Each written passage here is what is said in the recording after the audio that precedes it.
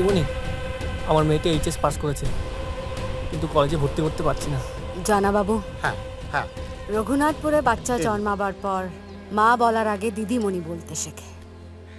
আপনি চিন্তা করবেন না জানা বাবু। হ্যাঁ দিদিমণি, কাল সকালে না মেয়ে যেন কলেজে ভর্তি হয়ে যায়। হয়ে যাবে, যান।